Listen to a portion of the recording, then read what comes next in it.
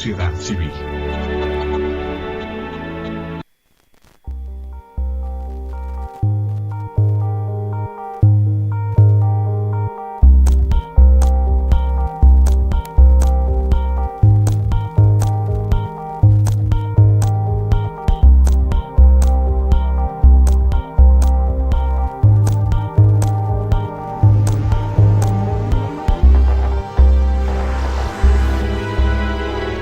Canal Patrio, voz e imagen de la sociedad civil.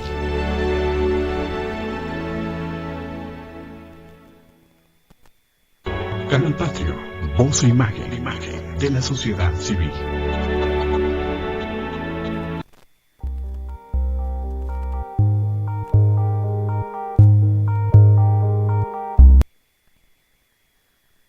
Sí, buenos días. ¿Cómo están ustedes? Estamos una vez más en una emisión de su programa Temas, Lemas y Dilemas del 30 de julio del 2014. Nos acompaña David Miranda y queremos disculpar a nuestro compañero Oscar Leslie, que por motivos de salud no se encuentra en este programa. Te vamos a extrañar, Oscar, esperamos tu pronta recuperación. Y bueno, pues el día de hoy, David, vamos a tratar los temas siguientes. Primero, pues como ya es costumbre en nuestro programa, empezaremos con las efemérides, posteriormente iremos con la numeralia y finalmente pues las conclusiones del tema de Benito Juárez y asimismo de un tema central que ha dado de qué hablar, sobre todo en los últimos días o semanas, sobre la cuestión de la reforma energética, David, sobre todo que tiene algunos aspectos que ahora tienen que ver con la cuestión de los pasivos laborales, tanto de los petroleros como de los empleados también de la Comisión Federal de Electricidad. Esos eran los temas del día de hoy, David. Y bueno, pues vamos a pasar a dar la cuestión de los aspectos generales que tú querías tratar sobre una cuestión que tuvo que ver la semana pasada, sobre el aniversario de la Revolución Cubana. ¿Qué tienes que decir, David? Bien. Gracias, Jorge. Buenos días. Buenos días a nuestro teleauditorio, como se dice de manera muy coloquial. Como siempre, pues tratamos de brindar nuestro mejor esfuerzo, sin falsas modestias, como trabajadores, tener una visión, digamos, Oscar, de los problemas nacionales, perdón, Jorge, e internacionales, ¿no? Sí. Siempre al hablar aquí es previa investigación, tratar de no hacer especulaciones, ¿no? Como sucede mucho hoy en muchos medios de comunicación, ¿no? Resulta que ahora hay comunicadores que no lo son.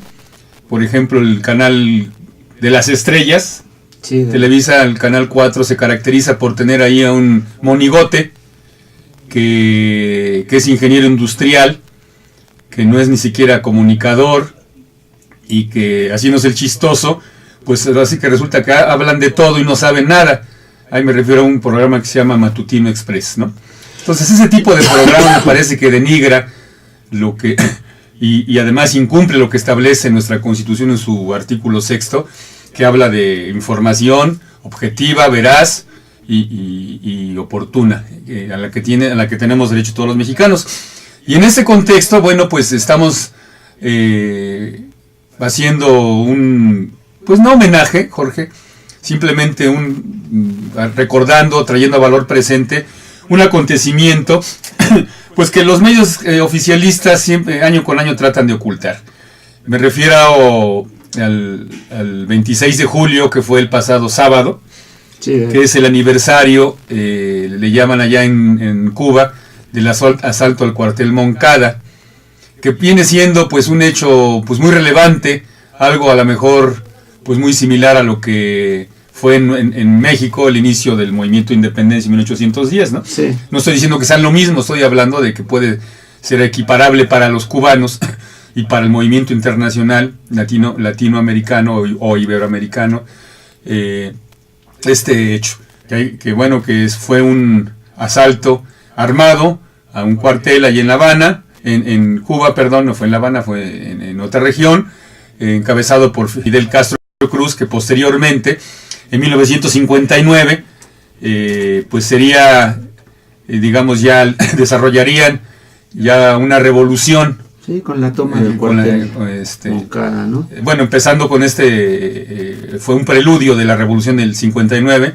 El asalto del cuartel Moncada fue algo muy significativo porque es la decisión, cuando menos de una parte de los cubanos, de disputarle el poder político a la dictadura que encabezaba Anastasio Somoza, que por supuesto pues era un gerente de negocios del imperialismo norteamericano. Ese ha sido el gran crimen de los cubanos, que hasta la fecha los mantiene pues bloqueados, ¿no? en el aspecto económico. Entonces,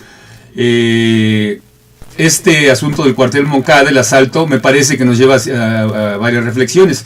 En primer lugar, plantear que a partir de ahí y años después, con la toma del poder por los llamados barbudos, no solamente por los revolucionarios encabezados por Fidel Castro y Ernesto Che Guevara, sino por el Partido Comunista que ya existía en ese momento en Cuba, marca una ruta a seguir para ese país. Y hasta la fecha, a pesar, decía yo hace unos momentos, del bloqueo norteamericano en el aspecto económico, Cuba se ha caracterizado por su posición anti-yanqui, anti-imperialista, y por tener importantes avances, a pesar de ser un país pobre, importantes avances en materia de salud, en materia de educación, en materia de deporte y en otros. Es la vía socialista, y me parece que es un ejemplo a seguir, dado que el modelo neoliberal pues ya ha demostrado a nivel planetario que no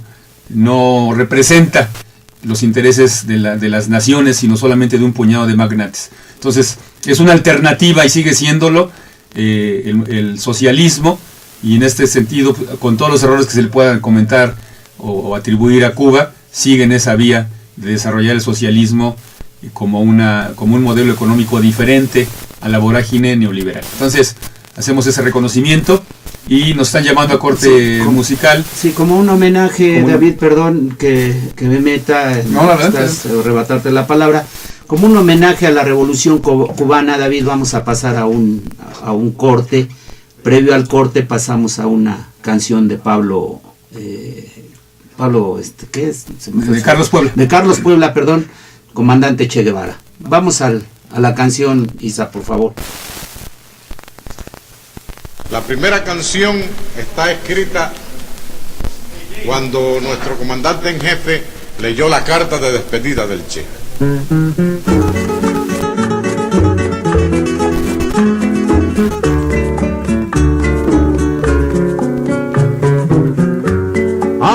Aprendimos a quererte desde la histórica altura donde el sol de tu bravura le puso cerco a la muerte. Aquí se queda la clara, la entrañable transparencia de tu querida presencia, comandante Che Guevara.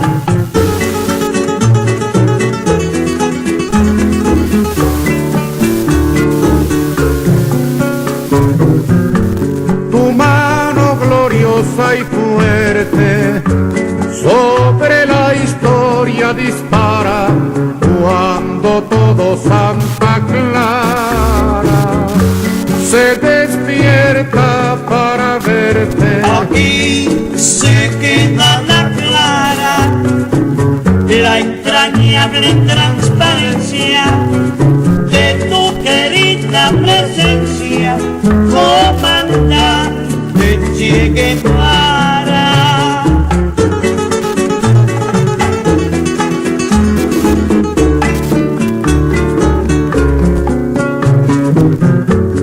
Vienes quemando la brisa con soles de primavera para plantar la bandera con la luz de tu sonrisa. Aquí se queda la clara, la entrañable transparencia de tu querida presencia, comandante Che Guevara.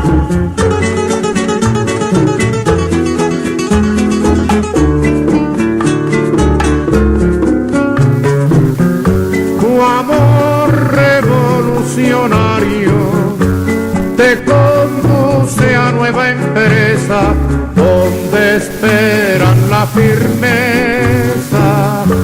de tu brazo libertario. Aquí se queda la clara, la entrañable transparencia de tu querida presencia, comandante Che Guevara.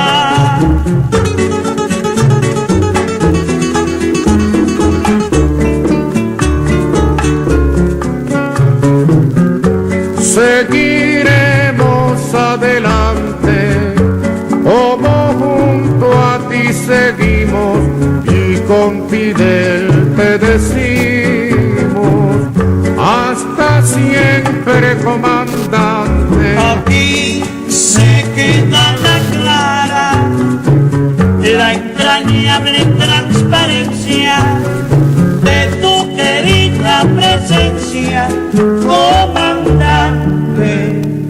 Che Guevara.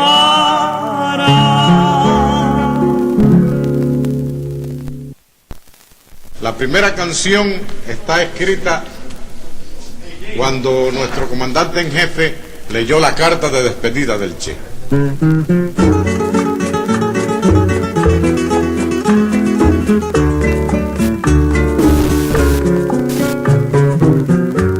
Aprendimos a quererte desde la histórica altura donde el sol de tu bravura le puso cerco a la muerte. Aquí se queda la clara, la entrañable transparencia de tu querida presencia, comandante Che Guevara.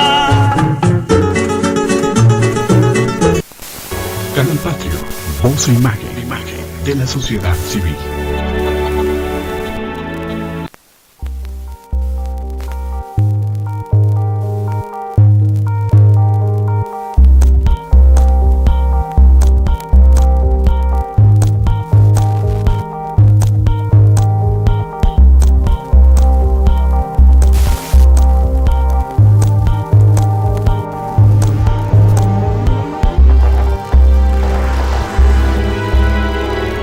Canal Patrio, voz e imagen de la sociedad civil.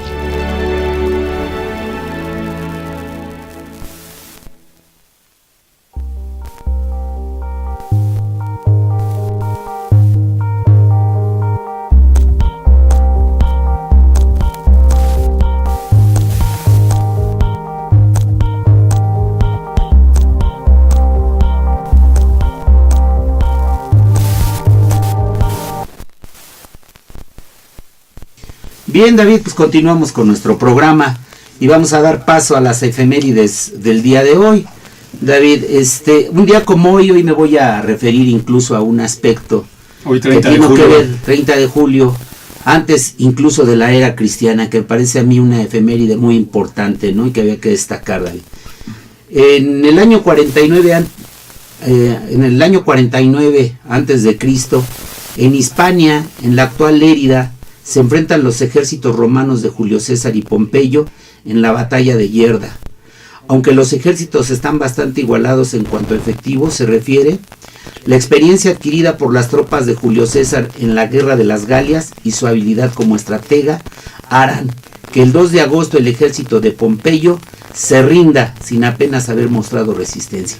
Y de esto David ya tiene la friolera de hace más de 2063 años, ¿no? En 1419, los habitantes de Praga actual, Chequia, encabezados por el predicador Jan Selevinsky, Ciudad Nueva, a los consejeros de la delegación contraformista y los ejecutan.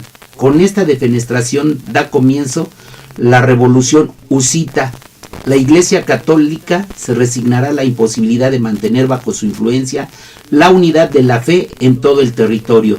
De esto hace 595 años. En 1502, en su cuarto viaje, Colón descubre la isla de Guanaja, a la que llama Isla de los Pinos, primera tierra de la actual Honduras, hollada por los españoles. 2 semanas más tarde pisarán el continente. De esto hace 512 años. En 1789 zarpan de Puerto Cádiz, España, las fragatas Atrevida y Descubierta, mandadas por Alejandro Malaspina, con la expedición político-científica más importante de la Ilustración española, con los mejores astrónomos e hidrógrafos de la Marina hispana a bordo, hace 225 años. En 1792, soldados voluntarios procedentes de Marsella, Francia, llegan a París para consolidar el orden revolucionario, cantando una marcha que inmediatamente se hace popular bajo el nombre de la Marsellesa. En 1795 será declarada himno nacional francés, hace 222 años. En 1882, el Consejo de Ministros egipcio declara la guerra a Gran Bretaña. Los ingleses, con 14,000 soldados, desembarcarán en Alejandría y Suez el 2 de agosto y derrotarán a los egipcios el 15 de septiembre. De esto hace 132 años. En 1932, con la presencia de 37 países y 1,206 deportistas, se inauguran en Los Ángeles, Estados Unidos, la 9ª Olimpiada de la Era Moderna. Se clausuran el 14 de agosto y de esto hace 82 años. En 1980, en el Océano Pacífico al noroeste de Australia, la República de Vanuatu, compuesta por 83 idílicas islas de origen volcánico, se independiza de Francia y Reino Unido, con Walter Linney como primer ministro. En 1981 ingresarán en la ONU y en 1983 se integrarán en el movimiento de países no alineados. De esto hace 34 años. En el 2002, en Pretoria, Sudáfrica, los presidentes de la República Democrática del Congo, Joseph Kabila, y de Ruanda, Paul Kagame, firman un acuerdo de paz que pone fin a 4 años de guerra con un trágico balance de 3,5 millones de muertos. Inmediatamente se empezará a verificar la retirada de las tropas ruandesas estacionadas desde 1998 en el territorio congoleño. De esto hace 12 años. Nacimientos. En 1863 nace en Dearborn, cerca de Detroit, Estados Unidos, Henry Ford, que será industrial estadounidense y fundará la compañía de automóviles Ford Motor Company.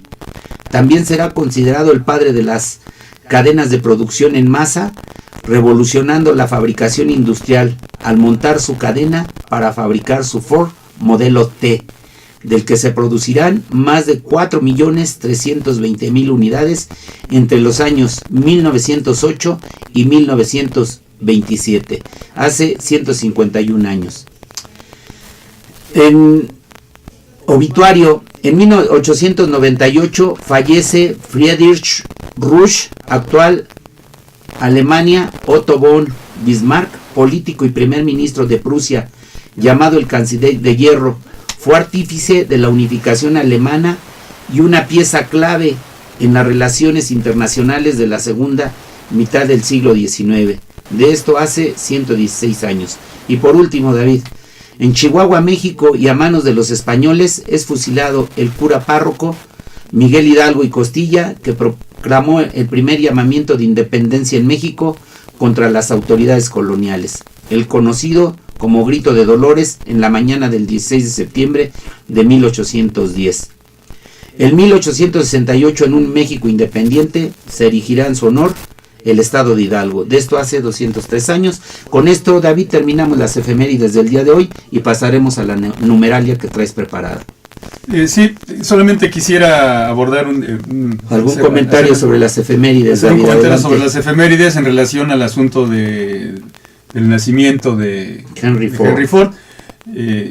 Es importante mencionar que la influencia que tuvo ese método de producción, pues no solamente en los Estados Unidos, sino fue, me parece que a nivel planetario, ajá, que establecía pues toda una cuestión de las cadenas de producción, ¿no? Es decir, que en una fábrica cada obrero tenía bien especificada su trabajo en esa cadena de producción, en donde no solamente para la producción o realización de autos, sino se extendió ese método de producción pues para diversas áreas de la producción en muchos países. Entonces fue toda un acontecimiento dentro del marco del capitalismo, evidentemente, en donde lo que se buscaba es que con esa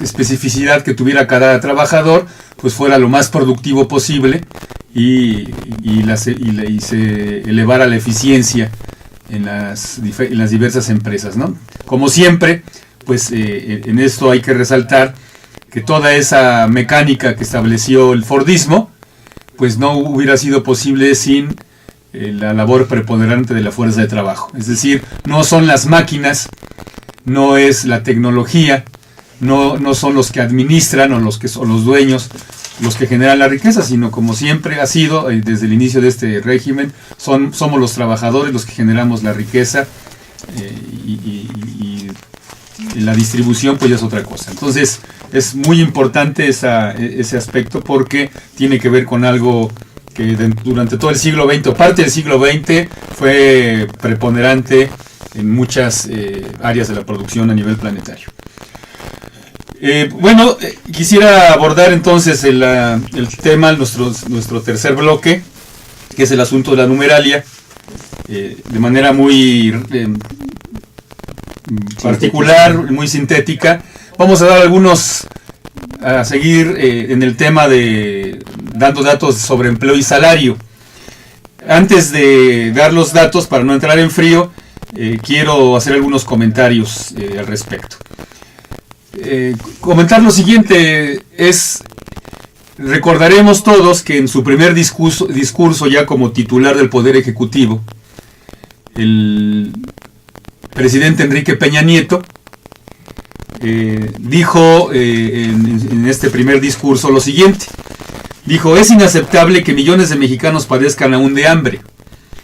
Agregó textualmente: en el México de hoy no puede ni debe permanecer la situación de pobreza y hambre en que se encuentra un amplio sector de nuestra población y que lamentablemente divide a los mexicanos. Y además hizo los siguientes compromisos. Mi compromiso, dijo en su primer discurso Enrique Peña Nieto, es acelerar el crecimiento, promover la economía formal. Mi prioridad, el principio elemental de mi política social, es elevar la calidad de vida de las familias mexicanas, lograr que tengan un piso básico de bienestar, cerrar la brecha de la desigualdad, alcanzar un México incluyente, fíjense bien, una sociedad de clase media, dijo en aquel entonces, con equidad y cohesión, con igualdad de oportunidades. Bien, pues esos compromisos a la luz de los datos, datos oficiales, que por cierto hay que comentar que todo esto está basado, esta investigación, en lo que establece, en lo que ha publicado el Instituto Nacional de Estadística y Geografía, el INEGI, validadas por el gobierno federal. ¿Cuáles son los datos al respecto? Nos vamos a ir particularmente a empleo y salario. Del asunto de la seguridad, eso tendríamos que hablar en otro programa, porque es un tema que la verdad es tan alarmante que requiere, pues sí, una atención especial. Vamos a hablar de salarios y empleo, que en mi opinión, Jorge, pues es en este momento el problema más importante de nuestro país. ¿Cómo está? Estamos hablando vamos a tomar como referencia a partir de que Enrique Peña Nieto toma ya la administración de este país, ¿no? Entonces, la situación al respecto es la siguiente. La población económicamente activa, entendiéndose esta como toda la gente que ya está en edad de trabajar, de acuerdo a la ley, la gente que está en edad de trabajar es a partir de los 14 años, así establece la Ley Federal del Trabajo. en lo que va del presente año es de casi 52 millones de habitantes. Esa es la población económicamente activa. Es de casi 52 millones de personas que estamos en esa condición. Y en los últimos 10 años, los datos que da el INEGI es que ha venido creciendo esa población económicamente activa a partir del 2003-2004. Anualmente ha crecido en 1.325.000 personas en promedio.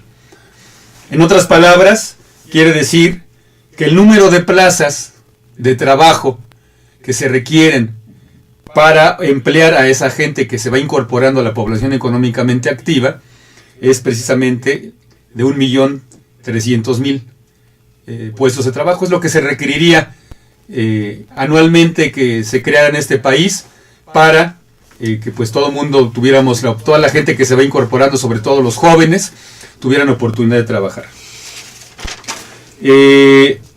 Entonces, es otro dato, en este crecimiento, Jorge, y amigos que nos están observando, se necesitarán en este sexenio del señor Peña Nieto crearse 7.950.000 nuevos empleos.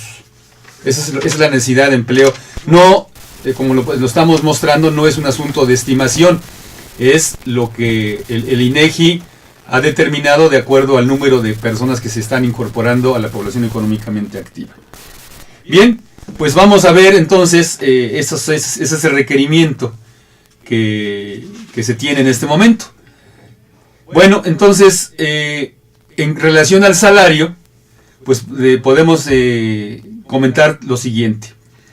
Al inicio de la gestión del señor Enrique Peña Nieto, de acuerdo a los datos de población económicamente ocupada, 6.328.314 trabajadores ganaban hasta un salario mínimo.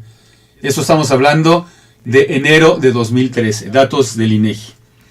Y a marzo de 2014, que es el último corte que tiene el INEGI, resulta que este sector creció.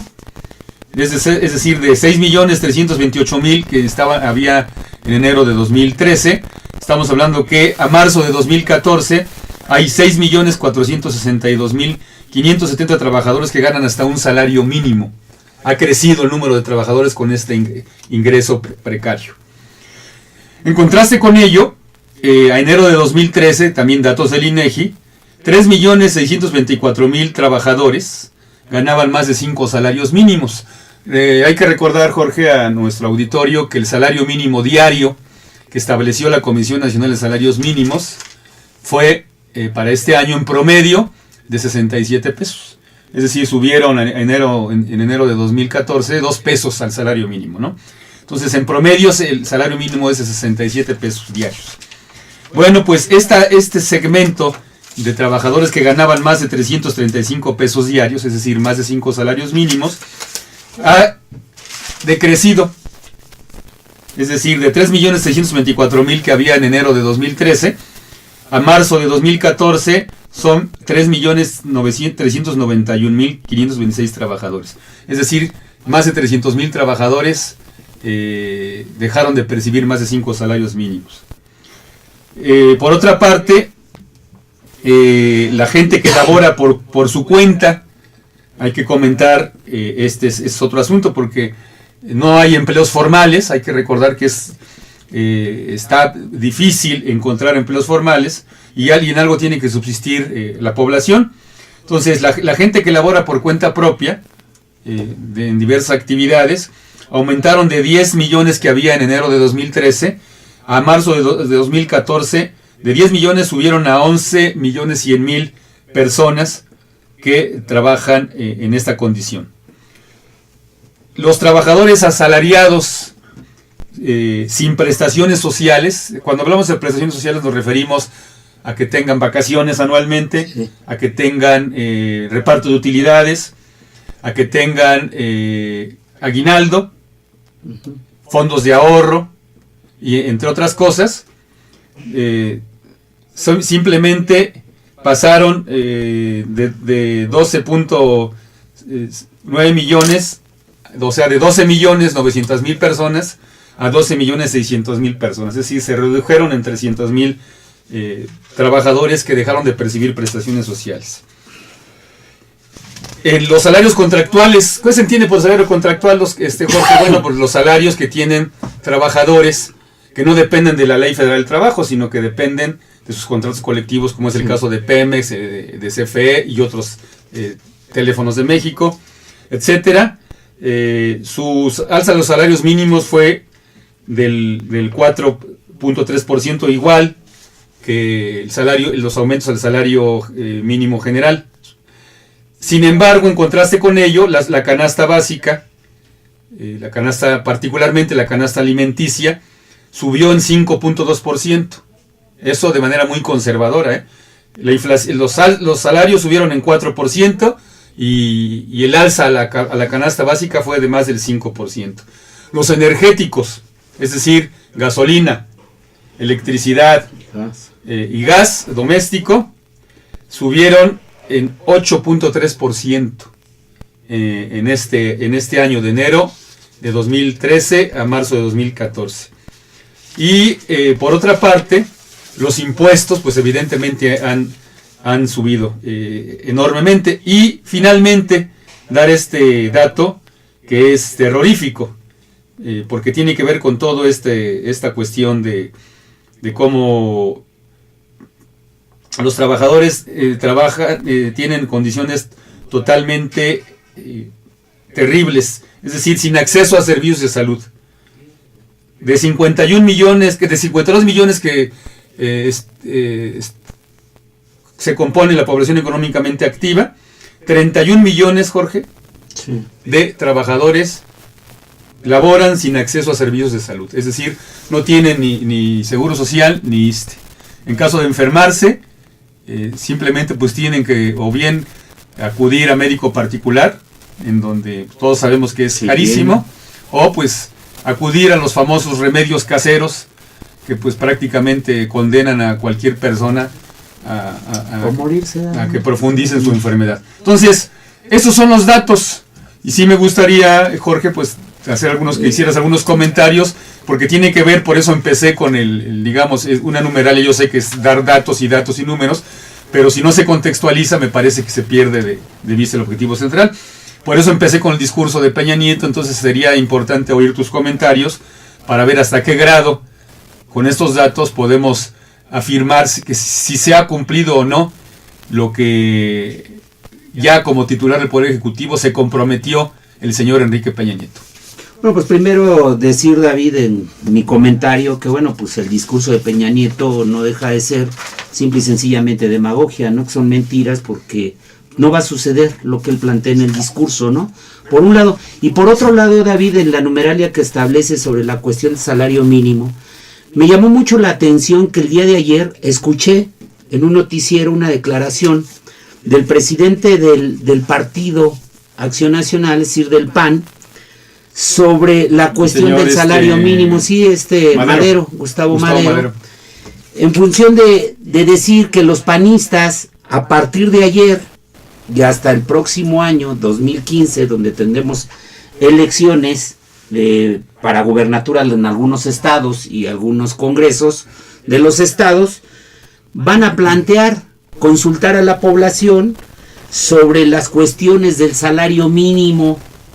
Es decir, establecer que si la población está de acuerdo con un salario mínimo. De verdad, el señor Madero pretende hacer sentir a la población mexicana, a los mexicanos en general, de que somos ingenuos, ¿no? Que somos idiotas, válgase el término, en función, David, de establecer que quién va a estar de acuerdo con lo del salario mínimo. Pues ellos de entrada ya están garantizando que en esta consulta todos los mexicanos digan que no van a estar de acuerdo. Esta consulta supuestamente la van a hacer en términos de las modificaciones que sufrió la Constitución, para que se puedan hacer las consultas, la misma que está planteando en la de los energéticos, tanto el PRD como ahora el nuevo partido de Morena, y que está, desde mi perspectiva, esto en una opinión muy personal, que van a entrar al fracaso totalmente, es decir, no se va a modificar ya la reforma energética, tanto en lo constitucional, David, como también en la cuestión de leyes secundarias. Desde mi perspectiva no va a suceder. Y en el caso de los salarios mínimos, pues el PAN le garantiza que la gente efectivamente pueda señalar en esta consulta que sí no está de acuerdo con la cuestión de lo que se está dando de salario mínimo y que se pretendan mejorar las condiciones del salario. Pero además, David, plantea algo que tú reiteradamente has venido señalando en los programas de aquí de Temas, Lemas y Dilemas, que desaparezca la CONASAMI. También lo están planteando en esta consulta que quieren hacer para el 2015, David. Entonces, insisto, piensan tanto la izquierda funcional, como lo ha venido señalando Oscar, así como la derecha, que todos los mexicanos somos ingenuos y que efectivamente se puede modificar con una consulta nacional el hecho de que la reforma energética se pueda revertir y que al igual la consulta sobre los salarios mínimos, pues la gente diga que no. Yo quiero dejarla hasta ahí, David.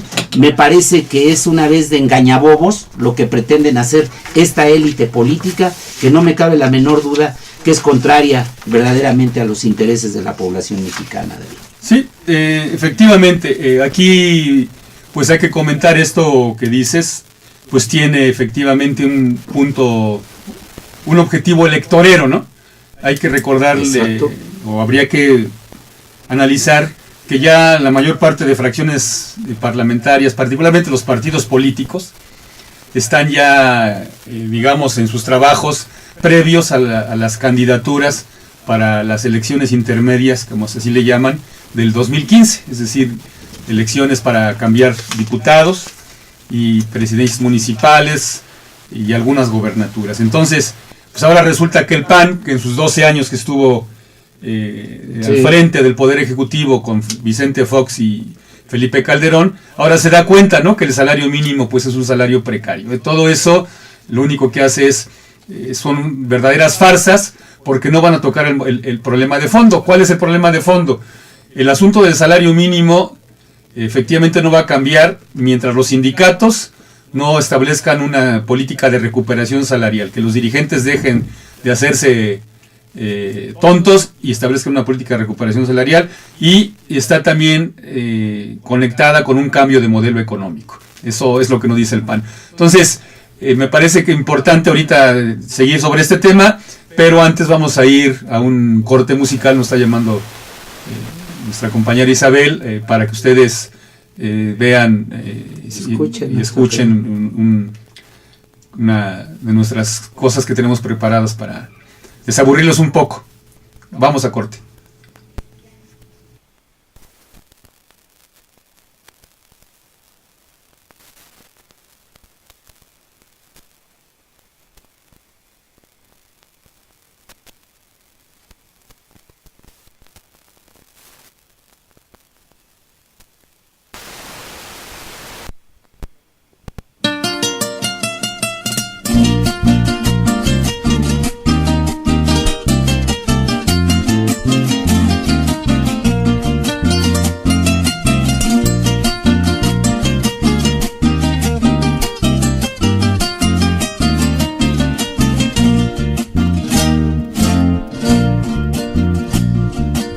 Cuidado, señores, porque la muerte anda lista.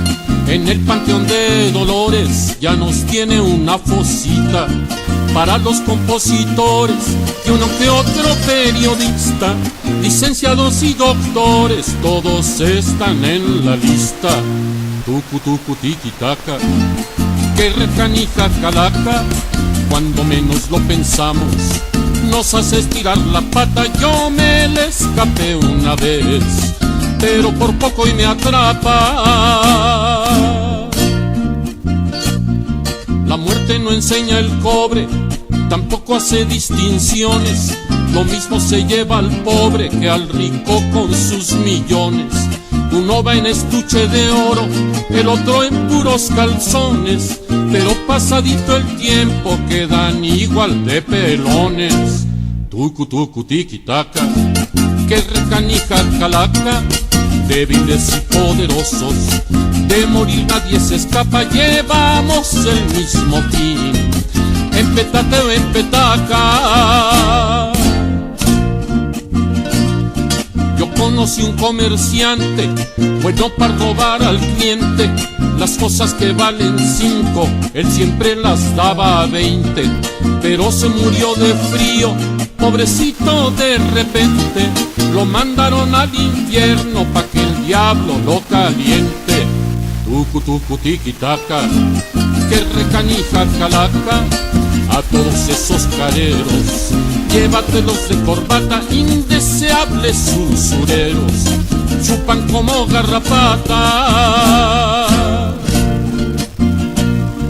El obrero gana el pan con el sudor de su frente, para que sus hijos coman aunque no lo suficiente, mientras muchos abusivos viven violando las leyes, ganando lo que ellos quieren por andarse haciendo tucu tucu tiquitaca, que recanija calaca. Yo les pido una disculpa si es que ya metí la pata, aunque son muy parecidos, no es lo mismo güey que vaca. La balanza de la vida está muy desnivelada, hay pocos que ganan mucho y muchos no ganan nada. El trabajo del obrero no tiene compensaciones, con eso del mini sueldo no alcanza ni pa' camiones. Tucu tucu tiquitaca, que recanija calaca, si tú conoces al diablo, ruégale que no sea ingrato, pa' que el costo de la vida se nos ponga más barato. Si eres pobre sin fortuna o eres dueño de caudales, analiza tu conciencia pa' que sepas cuánto vales. Ya lo dijo el santo niño, perdonando a sus rivales. Si somos seres humanos, ¿por qué actuar como animales? Tucu tucu tiquitaca, que recanija calaca, por más vueltas que le doy, no me sale bien la cuenta cuando más tranquilo estoy. Vienen a cobrar la renta. Mucho cuidado, amiguitos, aquellos que arman borlotes, ahí vienen los grandecitos con metrallas y garrotes, y nos pueden convertir en carnepas o pilotes. Mejor vivamos en paz entrándole a los virotes. Tucu tucu tiquitaca, que recanija calaca, diles a los mordelones que ya no den mucha lata. Hay ingratos cachetones, el que no muerde se enflaca. Yo prefiero no ser rico para no morir de bilis. Esperan que cuelgue el pico pa' pelearse por los miles. Como eso no me parece, lo que gano me lo como, y el que quiera tener plata tendrá que sobarse el lomo. Tucu tucu tiquitaca, que recanija calaca, mi suegra se le escapó, pero por poco y la atrapa del sustote que le dio, ya se está poniendo flaca. Mucho cuidado, doctores, aquellos que son maletas, ya vienen los inspectores revisando las recetas, y aquellos que no conocen más que puros mejorales, se los va a llevar el diablo con todo y sus credenciales. Tucu tucu tiquitaca, que recanija calaca, médicos y enfermeras no deben meter la pata, porque enfermo que se muere vuelve y les jala las patas. Mucho cuidado, señores, los que ya son votadores, ya vienen las elecciones con todos sus dictadores, y cada partido dice que votar por ellos debes, y que de aquí en adelante nos darán vida de tucu tucu tiquitaca, que recanija calaca. Ya viene otro presidente a sonarnos la matraca, viene prometiendo mucho, pero dará pura tucu tucu tiquitaca.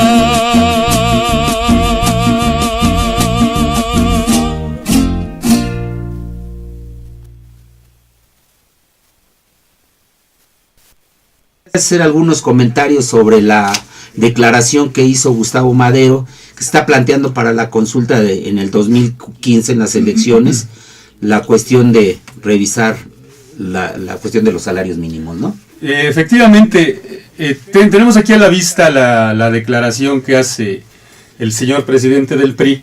Lo voy a leer del PAN. Lo voy a leer para que nuestro auditorio se ubiquen en el asunto. Dice la nota así, son tres parrafitos.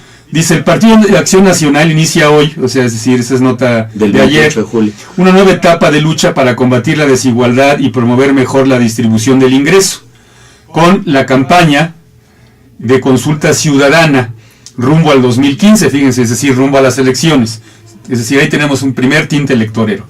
Para recuperar el salario digno del trabajador, ahorita comentamos al respecto, que en las últimas décadas ha perdido su orientación constitucional de proveer una vida plena a las familias mexicanas. Sigue la nota. Que no permitido. Claro, así lo dio a conocer el presidente nacional del PAN, Gustavo Madero Muñoz, quien informó que la pregunta de la consulta entregada el pasado 25 de julio en la Cámara de Diputados será: ¿estás de acuerdo en que la Ley Federal del Trabajo establezca que la Comisión Nacional de los Salarios Mínimos fije un nuevo salario mínimo que cubra todas las necesidades de una familia para garantizar al menos la línea de bienestar determinada por el Coneval?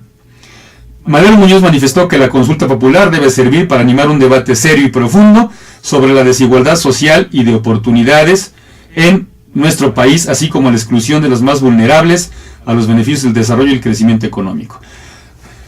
Bueno, en primer lugar, quiero hacer dos observaciones, así de entrada. Un comentario. El concepto salario digno, habría que decirle al señor Madero que si abran la boca, si quieren abrir la boca, cuando menos lean la Constitución y la Ley Federal del Trabajo. El concepto de salario digno no existe. El concepto digno, estarán de acuerdo conmigo, Jorge, es un concepto subjetivo. Es decir, lo que para mí puede ser digno, para Jorge no. Lo que para el patrón puede ser digno, para el trabajador no. O viceversa. Es decir, el concepto que establece la fracción sexta del artículo 123 constitucional, que no se ha modificado hasta la fecha, pero que se pisotea a diario por los patrones y por el gobierno federal, el concepto es salario suficiente. Dice la Constitución que el salario debe ser suficiente para que un jefe de familia, un trabajador, provea a su familia de lo necesario en lo material, es decir, alimento, vivienda, entre otras cosas. En lo social, quiere decir aspectos, digamos, de recreación, de cultura, y incluso establece más adelante en lo cultural. El salario debe ser suficiente. Y la Ley Federal del Trabajo establece, además, en el artículo 570 y 71, en adelante, que el salario mínimo se fijará una vez al año, pero que a petición de los sindicatos, incluso a petición del secretario del Trabajo y Previsión Social, se puede revisar en cualquier momento, independientemente de que se fije cada año. Si la condición económica justifica un incremento o una revisión, se tiene que revisar. Ya en nuestro país hay ejemplos, Jorge.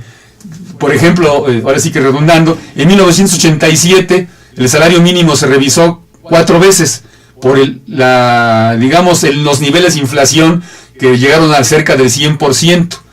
Y así también se revisaron los salarios contractuales. Entonces, esto de plantear de que la Ley Federal del Trabajo o el artículo 123 establezcan un salario de bienestar, de acuerdo al Coneval, el señor Madero, eso ya existe en la Constitución. No dice que el Coneval, sino dice que debe ser suficiente, y para ello hay mecanismos, y precisamente es el hecho de que los trabajadores o el secretario del Trabajo puedan hacer esa petición.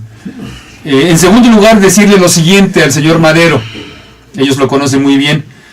el salario del presidente de la Comisión Nacional de Salarios Mínimos es de 3 millones de pesos anual. Esto fue nota desde abril de este año. Es decir, Basilio González Núñez, que es el presidente de la CONASAMI desde 1991, ya en algún momento tocamos el tema, Jorge, aquí, en este momento, en este programa, tiene un ingreso de 2.081.600 pesos anuales, más 39.600 de un bono de protección a su salario, 75.800 pesos de pago de seguros, 275.201 pesos por conceptos de fondo y seguros de ahorro para el retiro, y 270.000 pesos por condiciones de trabajo, contratos colectivos y otras remuneraciones que dan un total de 2.798.600 pesos. Es decir, y eso es él. Su coordinador general gana 1.856.000, un director de unidad gana 809.000 pesos, un director de área de la CONASAMI gana 801.000 pesos, los especialistas o sus analistas y economistas y dictaminadores ganan 191.000 pesos anuales, etcétera, etcétera, etcétera. Entonces, esa Comisión Nacional no solamente debía de desaparecer, sino en este momento deberían de hacer gestiones para que dejen de estar percibiendo estos ingresos que son no un insulto, son un atraco al erario federal. Entonces, esas son las verdaderas preocupaciones que debían tener estos señores, y no la demagogia para que esperarse al 2015 para hacer nada más una pregunta en donde, bueno, pues sería incongruente que la gente diga que no, quiere tener un salario mejor remunerado. Entonces, no estamos en el mismo escenario que el PRI, lo mismo que dijo, con eso concluyo, Jorge, para tus comentarios, lo mismo que dijo Enrique Peña Nieto en su primer discurso, toma ya como presidente de la República, que iba a mejorar las condiciones de vida de la familia. Ya lo vimos que no. Efectivamente, lo que ha venido haciendo en su corta administración, que lleva aproximadamente 18 meses, es que cada vez la gente gane menos, es decir, ha crecido el número de trabajadores que ganan hasta un salario mínimo, y la gente que al inicio de su administración ganaba más de 5 salarios, o hasta 5 salarios, ha venido disminuyendo. El empleo es cada vez más precario porque no se crean las plazas indicadas. Dimos el dato de que se tienen que crear, de acuerdo al número de gentes que se incorporan a lo que le llaman mercado laboral, anualmente 1.300.000 plazas de trabajo, y solamente se han creado cerca de 400.000 anuales.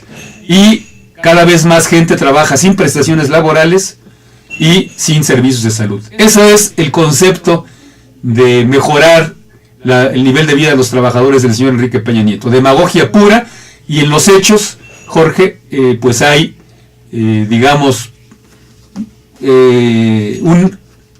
una profundización del problema de la pobreza. Hago paso a tus comentarios para, en dado caso, pues plantear las alternativas, ¿no? ¿Qué podemos hacer ante esta vorágine? Bueno, pues ya rápidamente, mira, David, efectivamente esto se debe en buena medida a la cuestión del engaño, una vez más, ¿no? De la demagogia, que hay que recordarle al auditorio, y recordemos nosotros en esta mesa, que también lo hemos dicho. Solamente en el 2012 fue reformada la Ley Federal del Trabajo, y fue reformada todavía gobernando Felipe Calderón, presidente de la República y miembro de este partido político. La pregunta sería desde este programa, ¿por qué no se planteó, el propio Madero lo planteó a la presidencia o al gobierno de ese tiempo, la necesidad de establecer en la Ley Federal del Trabajo que se estableciera que la Comisión Nacional de Salarios Mínimos fijara un nuevo salario desde entonces? Es decir, tiene todos los atributos de que efectivamente esta pregunta tiene tintes electorales, David. Porque eso sí, tiene también las cifras. Hace rato tú dabas tu numeralia, ¿no? Y dice Madero que a mediano plazo, en caso de que pases desde su perspectiva esta pregunta, y se lograra la aprobación, suponemos nosotros, de todos los mexicanos, 26 millones de mexicanos tendrían una reacción buena en salarios y igual en los ingresos medios, ¿no? De ahí Madero también hizo un llamado para que los ciudadanos se acerquen según a su partido, ahí están los tintes electorales, para que llenen un formato que tendrán disponible en físico y electrónico y que lo podrán depositar a partir del mismo 28 de julio de este año en más de 1.500 oficinas de su partido que tienen en todo el país, con el fin de reunir por lo menos 1.750.000 firmas, ¿no? Dice que los formatos también se repartirán en plazas comerciales y parques y diferentes lugares y serán integrados directamente a la Cámara de Diputados y posteriormente a la Suprema Corte de Justicia de la Nación. Es decir, con esto queda claro que tiene todos los tintes de carácter electoral.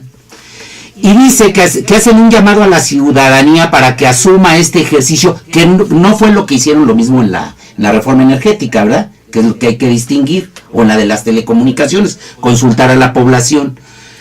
Que con su firma, para que en las boletas de la elección federal del 2015 pueda someterse a votación y lograr que sea vinculante, ¿no? Entonces, doy estos datos porque también él señala que el poder adquisitivo, como tú lo has dicho, ha perdido más del 70% de su poder adquisitivo.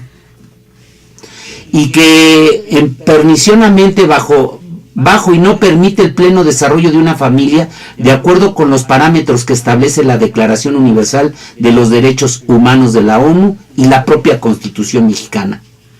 Y que deja tan solo en el artículo 123 de la Constitución Política de los Estados Unidos Mexicanos, que señala que deberá ser suficiente para cubrir las necesidades de una familia, de un trabajador.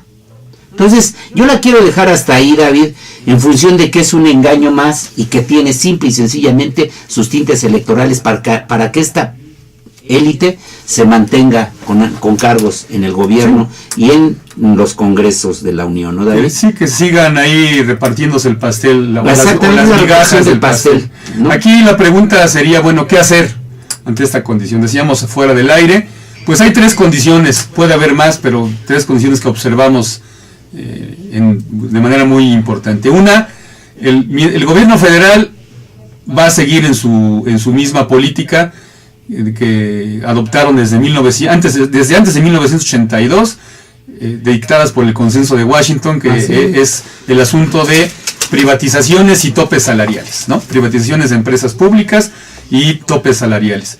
Es decir, no van a cambiar el modelo económico. Queda muy claro que el PRI-PAN, independientemente de los colores, incluso PRD, porque el propio Mancera, el gobernador del Distrito Federal, también ya planteó una especie de consulta, no están planteándose el asunto de fondo. Es decir, cambiar el modelo económico no lo van a hacer. Tanto el PRI-PAN como el PRD, en su conjunto, están por la vía del modelo neoliberal. En segundo lugar, estamos hablando de que los sindicatos, mientras sus dirigencias no se establezcan una política de recuperación salarial, ni sindicatos charros ni independientes lo están haciendo, las cosas no van a cambiar. Y en tercer lugar, los trabajadores, mientras no cambiemos nuestra forma de cultura, es decir, mientras no dejemos de ser apáticos, mientras no dejemos la desmovilización, van a seguir haciendo y deshaciendo nuestros líderes sindicales. Los líderes sindicales han hecho porque les hemos permitido esa cuestión por nuestras formas de cultura política.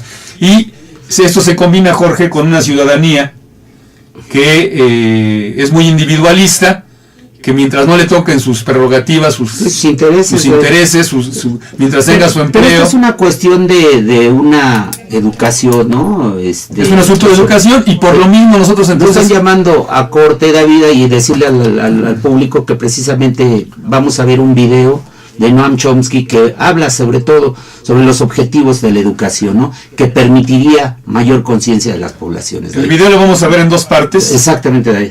Y ahí haremos nuestros comentarios, porque esa es una de las alternativas que vemos en este programa, que es cambiar nuestras formas de educación y nuestra cultura política. Vamos al corte. Sí.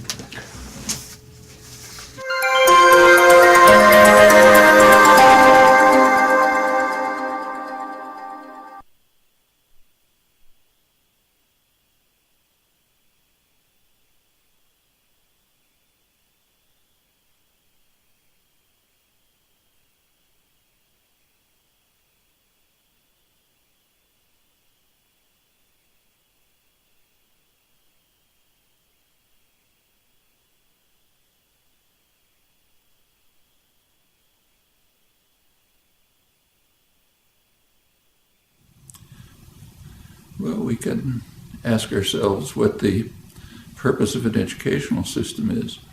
And of course, there are sharp differences on this matter. There's the traditional an interpretation that comes from the Enlightenment, which holds that the highest goal in life is to inquire and create, to search the riches of the past, try to internalize the parts of them that are significant to you, carry that quest for understanding further in your own way. Purpose of education, from that point of view, is just to help people determine how to learn on their own. It's you, the learner, who is going to achieve in the course of education, and it's really up to you what you'll master, where you'll go, how you'll use it, how you'll go on to produce something new and exciting for yourself, maybe for others. That's one concept of education. The other concept is essentially indoctrination. People have the idea that from childhood, young people have to be placed into a framework in which they'll follow orders, accept existing frameworks, not challenge, and so on. And this is often quite explicit. So, for example, after the activism of the 1960s, there was great concern across much of the educated spectrum that young people were just getting too free and independent, that the country was becoming too democratic, and so on. And in fact, there's an important study on what's called the crisis of democracy, too much democracy, arguing that claiming that there are certain institutions responsible for the indoctrination of the young. It's their phrase, and they're not doing their job properly. That's schools, universities, churches. We have to change them so that they carry out the job of indoctrination and control more effectively. That's actually coming from the liberal internationalist end of the spectrum of the spectrum of educated opinion. And in fact, since that time, there have been many measures taken to try to turn the educational system towards more control, more indoctrination, more vocational training, imposing a debt which traps students, young people, into a life of conformity and so on. That's the exact opposite of the what I refer to as the tradition that comes out of the Enlightenment. And there's a constant struggle between those. In the colleges, in the schools, do you train for passing tests, or do you train for a creative inquiry, pursuing interests that are aroused by material that's presented and that you want to pursue either on your own or in cooperation with others? And this goes all the way through up to graduate school and research. Just two different ways of looking at the world. When you get to a research institution like the one we're now in, at the graduate level, it essentially follows the Enlightenment tradition. In fact, science couldn't progress unless it was based on inculcation of the urge to challenge, to question doctrine, question authority, search for alternatives, use your imagination, act freely under your own impulses. Cooperative work with others is constant, as you can see just by walking down the halls. That's, in my view, what an educational system should be like down to kindergarten. But there's certainly are powerful structures in the society which would prefer people to be indoctrinated, conform, not ask too many questions, be obedient, fulfill the roles that are assigned to you, and don't try to shake systems of power and authority. Those are choices we have to make, either as people, wherever we stand in the educational system, as students, as teachers, as people on the outside trying to help shape it in the directions in which we think it ought to go.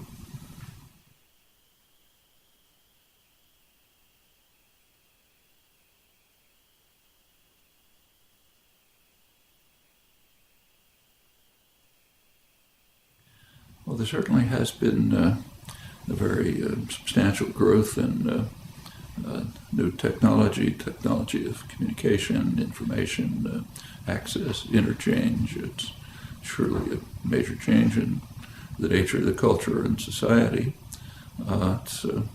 We should bear in mind that the technological changes that are taking place now, while they're significant, probably come nowhere near having as much impact as technological advances of, say, a century ago, plus or minus. So the shift, say, let's take just communication. The shift from a typewriter to a computer, or a telephone to the email is significant, but it doesn't begin to compare with the shift from a sailing vessel to a telegraph. I mean, the time that cut down in communication between, say, England and the United States was extraordinary as compared with the changes taking place now. And the same is true of other kinds of technology, like just introduction of, say, plumbing. Widespread plumbing in the cities had a huge effect on health, much more than the discovery of antibiotics. So the changes are real and significant, but we should recognize that others have taken place, which in many ways were more dramatic. As far as the technology itself and education is concerned, technology is basically neutral. It's kind of like a hammer. I mean, the hammer doesn't care whether you use it to build a house or whether a torturer uses it to crush somebody's skull. Hammer can do either. Same with the modern technology, say the internet and so on. The internet is extremely valuable if you know what you're looking for. I mean, I use it all the time for research. I'm sure everyone does. If you know the kind of what you're looking for, you have a kind of a framework of understanding which directs you to particular things, lets you sideline lots of others, then this can be a very valuable tool. Of course, you always have to be willing to ask, is my framework the right one? Maybe I ought to modify it. Maybe if there's something I look at that questions it, I should rethink how I'm looking at things. But you can't pursue any kind of inquiry without a pretty relative. Vamos a la última parte de nuestro programa de temas lemas, y pues bueno, con el tema, David, decíamos nosotros que en la mesa está la discusión ahora de la reforma secundaria a la reforma energética, que ya es constitucional, pero ahora está la cuestión de la reforma de la ley secundaria, ¿no? Ya ves que ha tenido prácticamente todo el Congreso, principalmente el PRIAN y sus partidos satélites, que es el Verde y PANAL, pues han pasado como aplanadora, ¿no, David? Y han establecido ya las normas que regirán en el futuro en esta reforma secundaria, ¿no? De ley secundaria, tanto en hidrocarburos como en la ley del servicio eléctrico, ¿no? De la energía eléctrica. Pues bien, David, a mí me parece que esta es una cuestión en donde todos los mexicanos, que eso es lo que no dicen los del PAN, debiéramos de estar debatiendo, ¿no? O por lo menos de estar opinando al respecto, David. Y que eso sí no se nos permitió, ¿no? Claro. O sea, ellos definieron que en esto no se consultaba a los mexicanos y que ellos la iban a planchar de la forma en que la tienen planchadas, ¿no?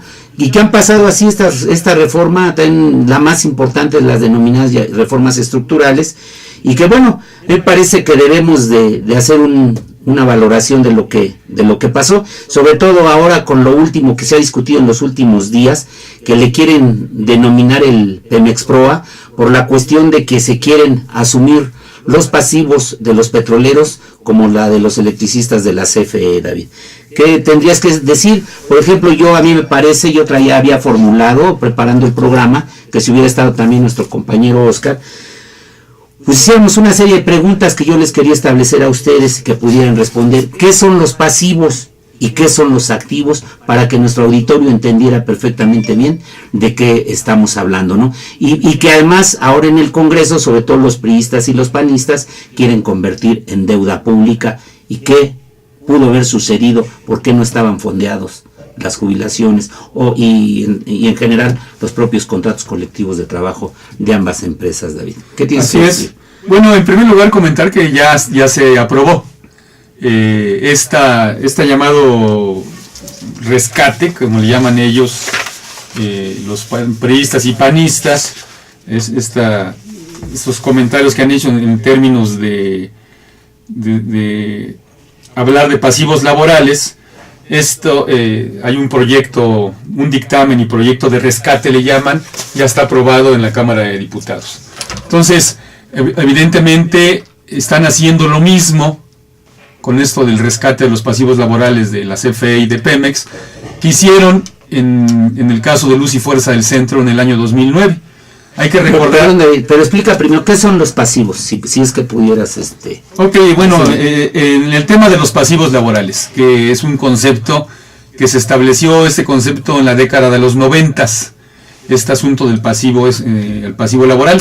De manera muy general podemos explicar que el pasivo laboral son aquellas sumas de dinero que las empresas deben tener para pagar a los trabajadores, los conceptos de prestaciones laborales, tales como indemnizaciones por diversas cuestiones, ya sea por riesgos de trabajo, etcétera. Aguinaldos, también comprenden esto, el pago de aguinaldos. Hay que recordar que el pago de aguinaldo es anual, así lo establece la Ley Federal del Trabajo. Los bonos, en el caso de algunas empresas que tienen estas figuras.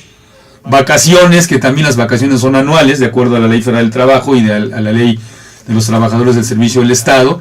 El trabajador, dependiendo su tiempo de servicio en una empresa, tiene el derecho a gozar anualmente de cierto número de vacaciones, dependiendo de su tiempo de servicios. Entonces, el pasivo laboral comprende esos pagos, esa cantidad de dinero a pagarse. Eso las empresas lo registran. Anteriormente se le llamaba reserva, Jorge, para prestaciones laborales. Ese era el concepto, no existía el concepto de pasivo. En los años 90, como una, digamos, aplicación neoliberal de atribuirle todo a los trabajadores, todas las quiebras financieras, no es nuevo esto, se estableció ese concepto de reserva para pasivos laborales. Eso en términos generales, eso es lo que hay que comentar. La reserva que una empresa tiene que pagar a sus empleados a largo plazo, como es el caso de los fondos de pensiones particularmente, tiene que ser mensual, y al final del año también se tiene que calcular y tener el fondo. Es decir, si una vez que la empresa hace el cálculo de cuántos trabajadores tiene que pagarle vacaciones, aguinaldos y cuántos trabajadores se van a jubilar, tiene que haber un fondo para poderles pagar. Antes de que pase a esto, David, yo tengo aquí una redacción que a ver si se sintetiza toda la cuestión del pasivo, y luego entras a esta parte que estabas tú señalando. Dice: en contabilidad, un pasivo es una deuda o un compromiso que ha adquirido una empresa. Estamos hablando del caso de Pemex y CFE. Institución o individuo. Por extensión se denomina también pasivo al conjunto de deudas de una empresa. Esa es la definición, en este caso, para asumir obligaciones, de lo que es un pasivo, ¿no? Y ahora sí regresamos a lo que ya estabas tú generalizando, David. Es decir, es una deuda, es una suma de dinero. Ya es en una empresa, que es el caso de una empresa que tiene que tener para asumir las obligaciones. No estamos hablando de que tenga que regalarle a los trabajadores o que esos sean privilegiados. Por eso estoy comentando que la fuente de todo esto es la Ley Federal del Trabajo y obviamente los contratos colectivos. Pues, la pregunta sería, perdón, otra vez, David, ¿por qué se estableció esta deuda en estas empresas paraestatales? En primer lugar, decir que esto Entonces, evidentemente es por una mala administración. Para empezar, ¿No? ¿no es responsabilidad de los trabajadores? Voy a dar el ejemplo, no, claro que no. Voy a dar el ejemplo de lo que sucedía en Luz y Fuerza del Centro. Porque yo empecé diciendo que es el mismo modelito que le aplicaron al Sindicato Mexicano de Electricistas. Hoy se lo están aplicando a la empresa de clase mundial. Yo no sé, es para dar risa. Hace 5 años, CFE, los mismos que hoy están diciendo que es una empresa en quiebra y que hay que rescatarla, hace 5 años era una empresa de clase mundial, hay que recordarlo, no estamos diciendo nosotros, así lo estableció el gobierno federal, en su momento panista, hoy priista. ¿Qué pasaba en Luz y Fuerza del Centro? Bueno, en Luz y Fuerza del Centro, el salario de los trabajadores, en promedio, datos oficiales, datos de la Subdirección de Recursos Humanos, era de 220 pesos diarios. De cada peso que ingresaba, estoy dando datos oficiales, a la empresa Luz y Fuerza del Centro, por concepto de venta de energía eléctrica, de cada peso, esta empresa destinaba para pago de salarios 8 centavos. Y para el pago de prestaciones, incluida la jubilación, cuando mucho se destinaban 16 centavos. Es decir, en total lo que destinaba a la empresa Luz y Fuerza del Centro para pago de salarios y prestaciones, es decir, para el pago del contrato colectivo, para el pago de eso que le llaman pasivo laboral, eran 24 centavos. Exageradamente. ¿Cuál fue el problema de Luz y Fuerza del Centro? No fue su contrato colectivo de trabajo, sino que la empresa Luz y Fuerza del Centro, que desde 1975, por decisión gubernamental, dejó de crecer en capacidad de generación eléctrica. Sí, ya no se le permitió generar en la zona de... Tenía que comprar desde aquella época energía en bloque a Comisión Federal de Electricidad.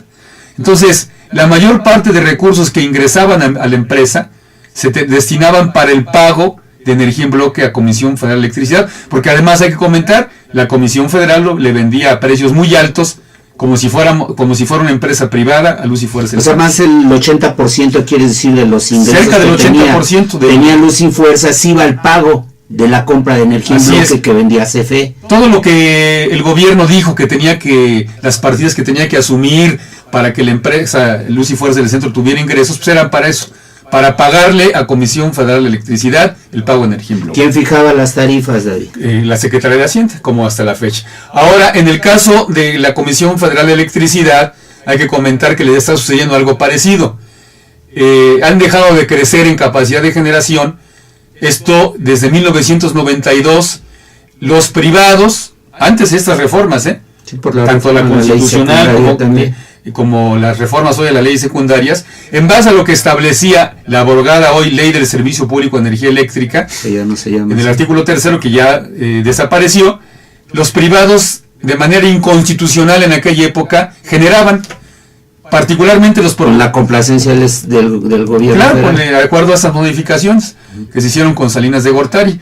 Y a partir de ahí la Comisión Federal de Electricidad, por obligación, tiene que comprarle, porque lo sigue haciendo, a los productores independientes de energía, que son privados, son empresas transnacionales, como Iberdrola, Unión Fenosa, Intergen, etcétera, energía.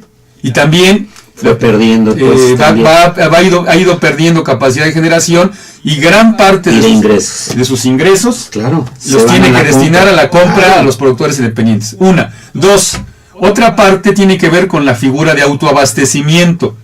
Esta figura posibilita a los privados a que se asocien entre ellos.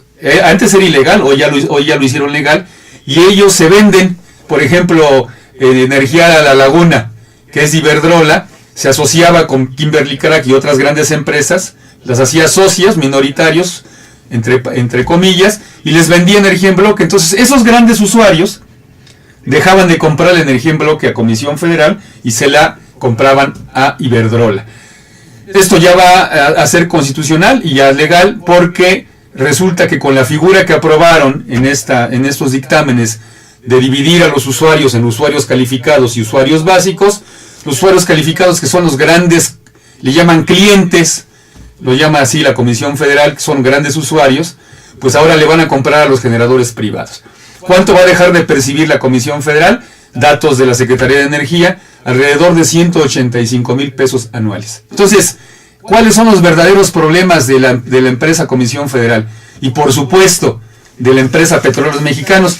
Yo le comentaba a Jorge, y todo eso lo estoy comentando para poder explicar que nada tiene que ver los pasivos, los salarios de los trabajadores y sus prestaciones y sus contratos en la supuesta quiebra de Comisión Federal. Fíjense bien, aquí muestro esta gráfica sacada de empresas como Energy, que a nivel internacional, que hablan precisamente de cómo están las condiciones en Pemex. Miren, resulta que Pemex, en condiciones de eficiencia y de rentabilidad, es la tercera empresa antes de impuestos a nivel planetario. El dato que dan, y este dato lo da uno de los consejeros profesionales de la paraestatal, el señor Fluvio Ruiz Alarcón, de Pemex. Él dice que antes del pago de impuestos, Petróleos Mexicanos es la tercera empresa de su tipo más rentable del mundo, porque genera ganancias por 700 mil millones de pesos. Es decir, por cada barril de petróleo genera en ganancias, regresa el 64% de lo que invierte. De cada $100 tiene una ganancia de $64 por barril. Te hago aquí una pregunta, ahí va, está el mismo tema, David. Quiere decir que entonces las ganancias es parte de lo de la renta petrolera.